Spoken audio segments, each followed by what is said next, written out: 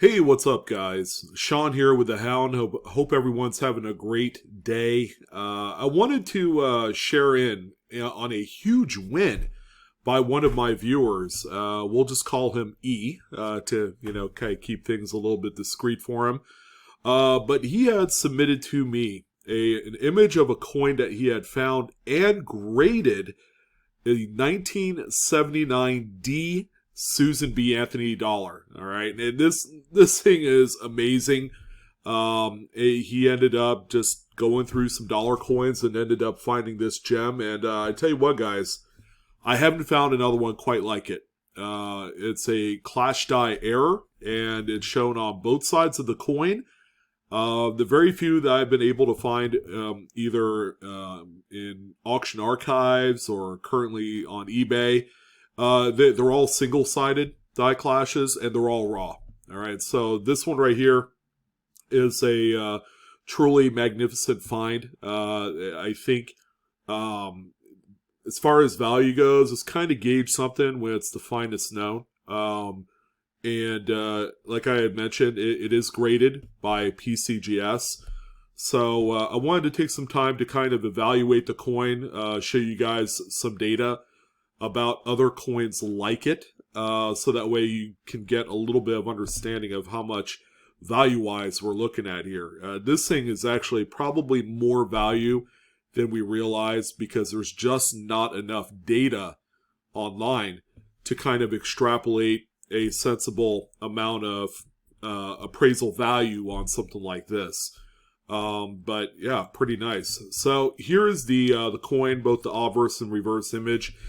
And this is actually a very substantially strong clash die. All right, so on the obverse, you can see some of the clashing. I made my mouse pointer a little bit bigger and in red to help you guys, but you can see a little bit of the clashing here next to the word in and Susan B. Anthony's chin area, along with some of the clashing here as well. And then this round circular clash is actually the moon on the reverse. How cool is that?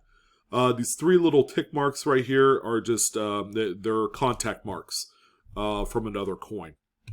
So very impressive. When we look at the reverse of the coin, you can actually see Susan B. Anthony's kind of like face profile right here. You can see the lips. You could see her nose right here. I mean, this is really phenomenal. And you can see other elements around the wing as well of Susan B. Anthony's portrait, all kind of showing through on this coin.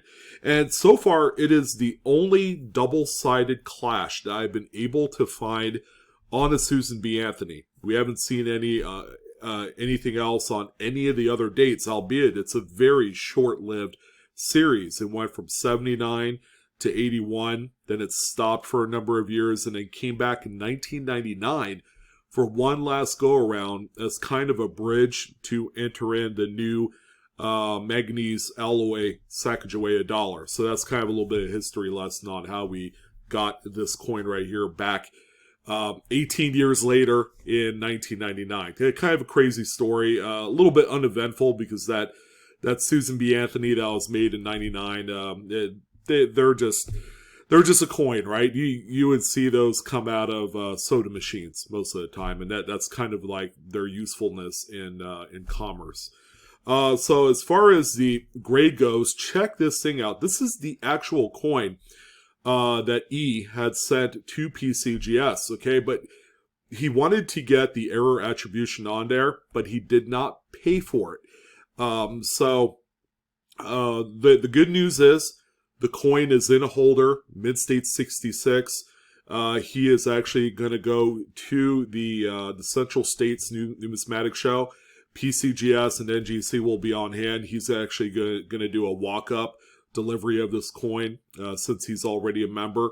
And he's going to get it regraded or reholdered, pay for the error attribution, and get that on there. And it's going to be simply a blockbuster coin. Mid-State 66, and then it'll say Die Clash Error underneath that.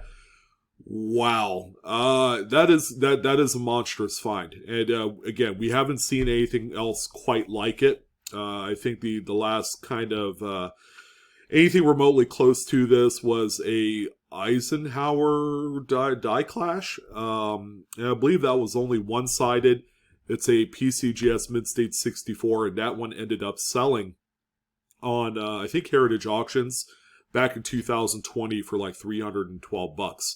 So that's kind of like the low bar set for coins like this, where die clashes are some of the most widely collected coins, and this one, my friends, has it all. It's double-sided, and that's a very meaningful kind of character trait for die clashing. When you have them very strong on both sides of the coin, error collectors tend to open their wallets a little bit wider and just throw a lot of money at you, when you have things like this.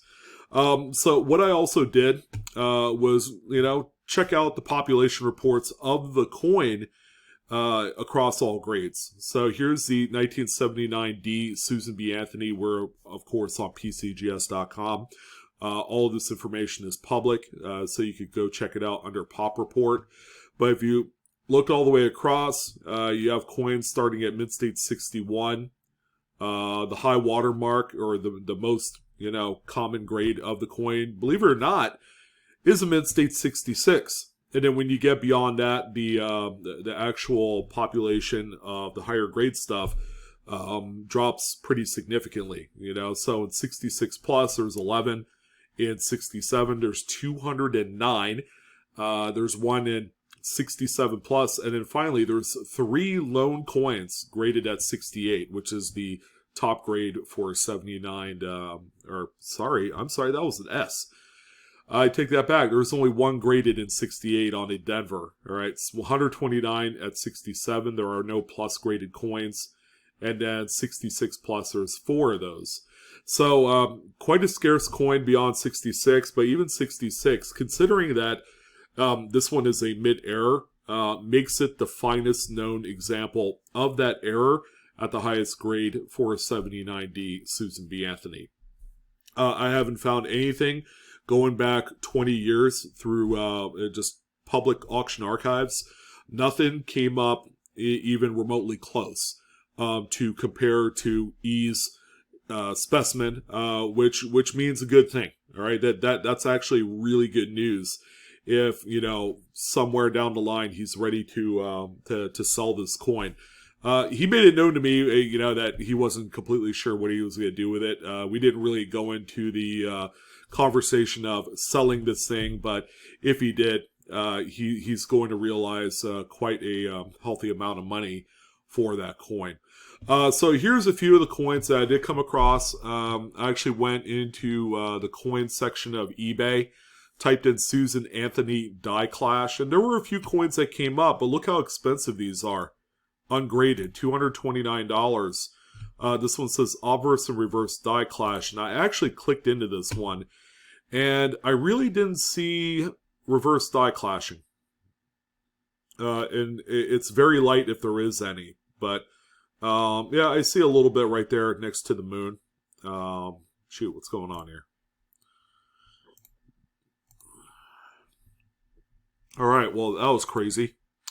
Here's the obverse of the coin. When we look at it a little bit closer, you can see just a partial part of the moon right there. Not too much in front of Susan B. Anthony's face, unlike E's coin. And this is a 99p, by the way, so a completely different date.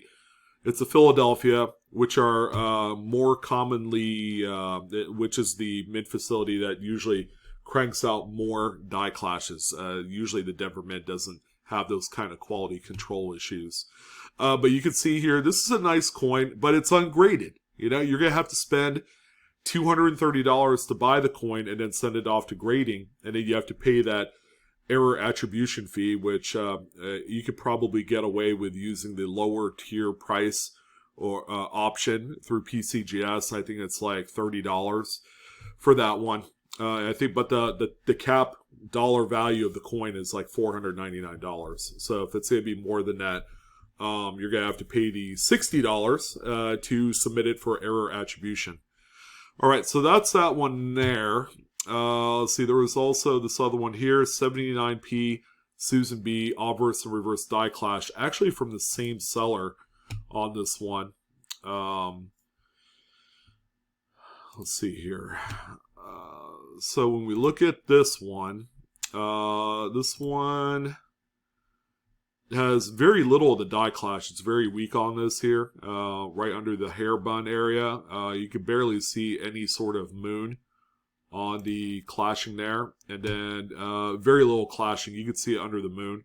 And I think that's about it for this one. So it's a relatively weaker clash compared to E's example. So we got that one. Let's see if there's any other left. Here's a 1979D. So there's another Denver right there. Let's see if this one has the clash that we're. I don't see it on the reverse. I don't even see the clash under the moon here, which is a normal spot for them. I don't really see a clash on the obverse either. Huh. Okay. So that one is not a clash die. That one is some die flow lines on there. This one has a little bit of a die clash. This one, this 99 here is just on the reverse. And here's the 79D. This one is actually graded mid-state 62. That is through NGC, and it says clash dies on the coin. So this is probably the closest that we'll find here. However, here's the thing. This thing is 4 points lower in numerical grade than E's example, okay, which at this point, this one here is offered at $300 with a best offer option. If this one is anything remotely close, it's a 79D, so that's the kind of correct. And you know what? This one does not have the obverse clash. I think this is the one with the reverse clash on there.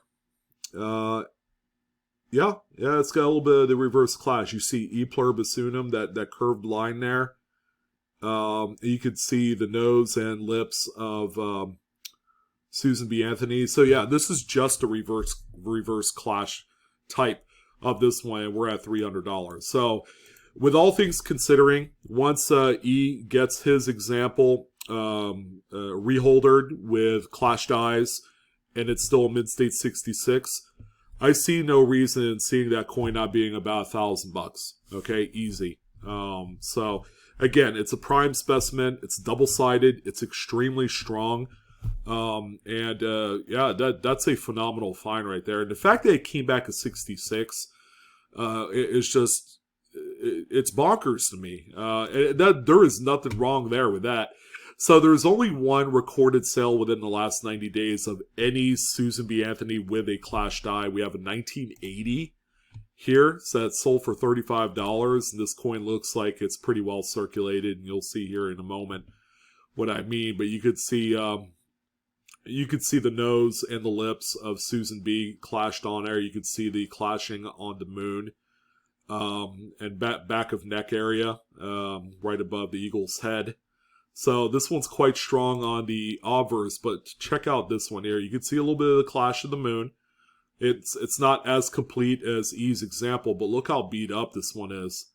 See all the contact marks all over her neck and cheek, forehead, and into the hair. I mean, this one's the dirty. And it's a 1980 Denver. So it's a completely different date than E's example. But I would say this one probably won't grade any higher than like a mid-state 61, or maybe even a 62 if you're lucky. So, you know, again, this is going to be a coin that if someone did submit it to a grading company, I mean, you're really putting the leap of faith in that one. You know, if it comes back at 61, I'd say it's a huge win. But is it worth doing at that particular juncture? Because this one sold for $35, and you figure that, you know, a graded 61 might be $100 to $150, you know? So, yeah, that's a really beautiful example by our submitter.